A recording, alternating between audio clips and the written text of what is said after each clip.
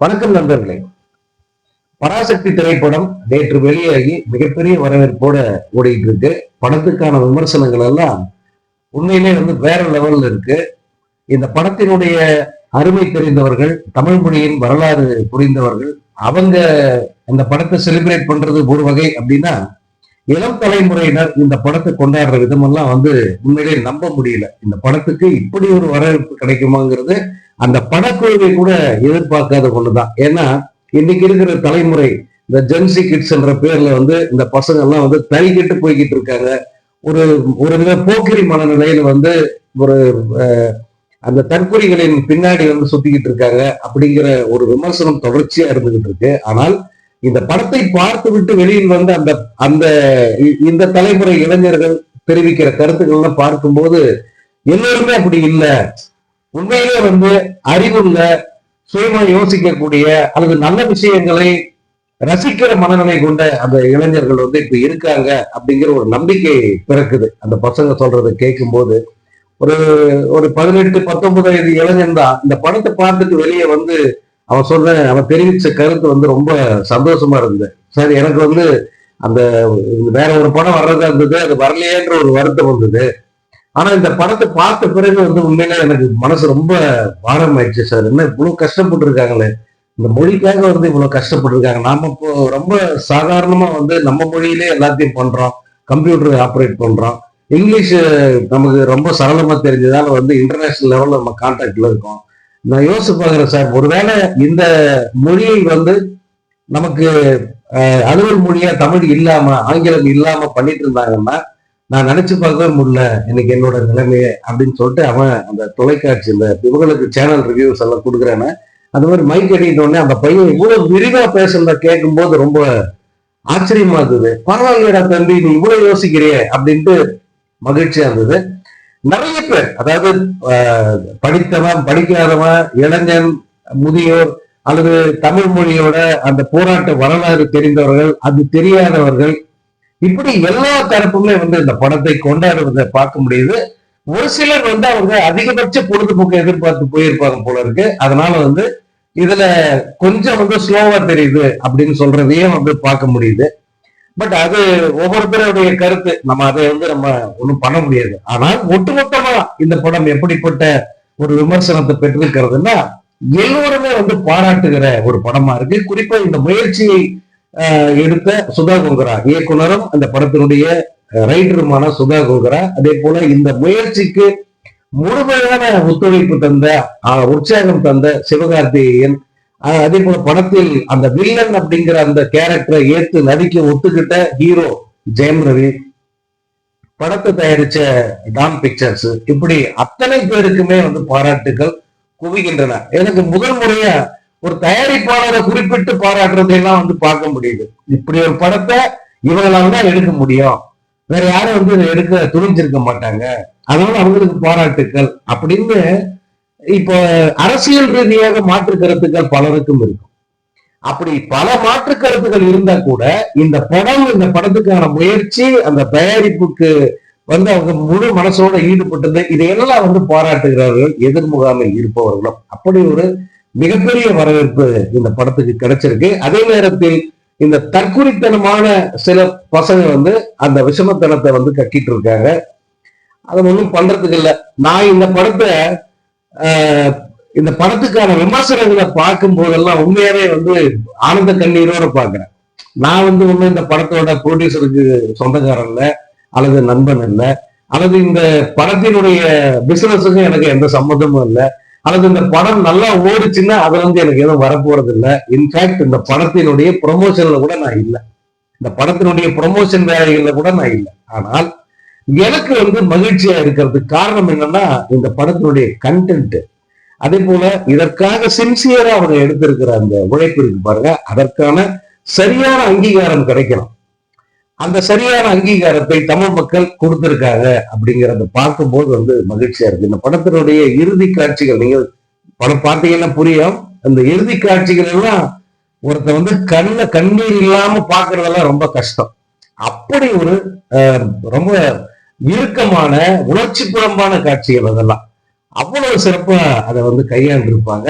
பல பேர் சொல்றது என்னன்னா, இது வந்து இந்தி திணிப்புக்கு எதிரான போராட்டம், அந்த போராட்டம் தொடர்பான அந்த வரலாற்றின் பின்னணியில் எடுத்திருக்காங்க, எங்கேயாவது வந்து சொதப்பி இருப்பாங்களோ அப்படின்னு நான் எதிர்பார்த்துக்கிட்டே தான் நான் படம் பார்த்தேன். ஆனா நான் நினைச்சதை விட சிறப்பா அதை பண்ணியிருந்தாங்க. வரலாற்று பின்னணியில் ஒரு புனைக்கதை, அது ஒரு ஒரு தின்னான ஒரு புனைக்கதை, ஆனா பின்னணி வந்து ரொம்ப அடர்த்தியானது. அதனால அந்த அடர்த்தியின் ஊடே வந்து இந்த சிறு அந்த அண்ணன் தம்பி பாசம், ஒரு சின்ன காதல், அவங்களுக்கான அந்த போராட்டம். ஆனா அதையெல்லாம் எங்க கொண்டு வந்து நிறுத்துறாங்கன்னா, அந்த இந்தி திணிப்புக்கு எதிரான போராட்டத்தில் கொண்டு வந்து நிப்பாட்டுறாங்க. அதனாலதான் அது வந்து பெரிய அளவுக்கு தாக்கத்தை ஏற்படுத்தி இருக்கு அப்படின்னு பார்க்கலாம். இது சிலர் வந்து வேணும்னே, அதாவது மீடியாவில் இருக்கிற சிலர் இந்த விஜயோடைய கூலிகள் அப்படின்னு சொல்லலாங்கள, அதாவது விஜய் பெய்டு மீடியா மாத்தியா, இந்த பயிர்கள் வந்து தொடர்ச்சியா இந்த படத்துக்கு எதிராக விஷமத்தை கக்கிறத நீங்க பார்த்திருப்பீங்க. அவங்க யார் யாருன்னு சொல்லிட்டு நான் அடையாளப்படுத்தணும்னு அவசியம் கிடையாது. ஏன்னா என்னை விட இன்னும் சிறப்பா வந்து பார்வையாளர்களுக்கு அவங்க யாருன்னு தெரியுது. அதான் ரொம்ப முக்கியம். நான் சொல்லி தெரியணும்னு அவசியம் இல்லை, அது அவங்களுக்கே தெரியுது. நான் சொன்னா கீழே வரிசையா பேர் அவங்களே லிஸ்ட் போடுற அளவுக்கு வந்து அவங்க தங்களை அம்பலப்படுத்திக்கிட்டவங்க. இந்த பயணங்கள்லாம் வந்து தொடர்ச்சியா அந்த படத்துக்கு எதிராக பேசுறாங்க. இப்ப இந்த ஒட்டுமொத்தமா பராசக்திக்கான விமர்சனங்கள் அப்படின்னு போய் பாருங்க. பராசக்தி தொடர்பான கருத்து அல்லது பராசக்தி மீதான பார்வை, இந்த பார்த்துட்டு வந்தவங்க சொல்ற அந்த அவங்களுடைய ஒப்பீனியன் எல்லாம் இருக்குல்ல, அதை ஒட்டுமொத்தமா நீங்க பாத்தீங்கன்னா தனியா வந்து இந்த குரூப் மட்டும் தனியா தெரியும். எது விஜயோடைய அந்த கைகூலிகள் இருக்குல்ல, அந்த விஜயோட கைகூலிகள் மட்டும் தனியா தெரிவாங்க. மற்றவங்க எல்லாம் யுனானிமஸா இந்த படத்தை வந்து பாராட்டி இருப்பாங்க, அவங்க தனியா தெரிவாங்க. இதுதான் நம்ம யாரையுமே அடையாளப்படுத்த தேவையில்ல, அது தானாக நடக்கும். எல்லாமே வந்து தானாக நடக்கும். அப்படி நடந்துகிட்டு இருக்கு. படம் வந்து அத்தனை சிறப்பான ஒரு வரவேற்போட, அதில் வெட்டுப்பட்ட காட்சிகள் அப்படின்னு இருக்கு பாருங்க. அதுல பேரறிஞர் அண்ணா பேசுற அந்த அந்த பயம் இருக்கும் வரை இந்த தமிழ்நாட்டை அண்ணா துறைதான் ஆள்கிறான் அப்படிங்கிற அந்த வசனத்தை கட் பண்ணி விட்டாங்க. ஆனா அது வந்து வெளியில அதை ப்ரமோஷனா வந்து படக்குழு வெளியிட்ட பிறகு பல மில்லியன் கோடிக்கணக்கில் பார்வைகளை வந்து அது பெற்றுருச்சு. அப்படின்னா இந்த அண்ணாதுரை அப்படிங்கிற அந்த ஆளுமை மீது இந்த தமிழ்நாடு எப்படிப்பட்ட மரியாதையை, அன்பை வச்சிருக்கு அப்படிங்கிறத நீங்க தெரிஞ்சுக்கலாம். ஏன்னா அவர் வந்து எத்தனை காலமானாலும் இந்த தமிழ்நாடுங்கிற பெயர் இருக்கிற வரைக்கும் அண்ணா அப்படிங்கிற பேரை வந்து யாருமே மறந்துட முடியாது, மறைச்சிட முடியாது. அது வந்து இப்ப இந்த தலைமுறைக்கு வந்து அதெல்லாம் தெரியாம போச்சு, அண்ணாவை வந்து நம்ம நினைவூட்ட வேண்டியிருக்கே அப்படின்னு நம்ம நினைச்சா, தியேட்டர்ல ஃபர்ஸ்ட் கைத்தட்டி விசிலடிக்கிறதெல்லாம் இந்த பசங்களாதான் இருக்காங்க. அண்ணாவை பார்த்த உடனே கைத்தட்டுறாங்க. அண்ணாவினுடைய அந்த குரல், அண்ணாவினுடைய அந்த வசனம், அது கேட்ட உடனே கைத்தட்டுறாங்க. பல காட்சிகள் இந்த படத்துல ரொம்ப நெகிழ்ச்சியான பல காட்சிகள் இருக்கு. ஒவ்வொரு காட்சியுமே வந்து அவ்வளவு ஈடுபாட்டோட அந்த பசங்க பார்த்திருக்காங்க. பொள்ளாச்சியில அங்க நடந்த அந்த படுகொலைகளை வந்து அவங்க அவ்வளவு உணர்ச்சி பூர்வமா வந்து அதை பாக்குறாங்க. எங்களை வந்து ரொம்ப பாதிச்சுது அப்படின்னு அவங்க படம் பார்த்துட்டு வந்து சொல்ற அதையெல்லாம் வந்து பார்க்க முடியுது. இந்த படத்தினுடைய கமர்ஷியலா இந்த படம் எப்படிப்பட்ட வெற்றியை பெற்றிருக்கிறது அப்படின்னா, இந்த படம் தமிழ்நாட்டுல மட்டுமே வந்து ஒரு 18-19 கோடி வரைக்கும் முதல் நாளில் இந்த படத்துக்கு வசூல் கிடைச்சிருக்குன்னு சொல்றாங்க.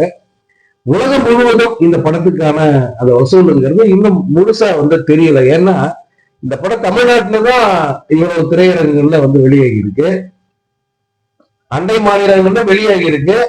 ஆனா உலகம் முழுக்க வந்து ஒரே நாளில் இந்த படம் வந்து வெளியாகல. சில நாடுகளில் வந்து இன்னைக்கு, அதாவது 11ஆம் தேதி வந்து ரிலீஸ் ஆகியிருக்கு. அதனால முதல் வார இறுதியில இந்த படம் என்ன வசூலை எடுத்திருக்கிறது அப்படிங்கிறது வந்து நான் முதல் வார இறுதியில், அதாவது திங்கட்கிழமை மாலை வந்து அதை வந்து நான் தெரிவிக்கிறேன்.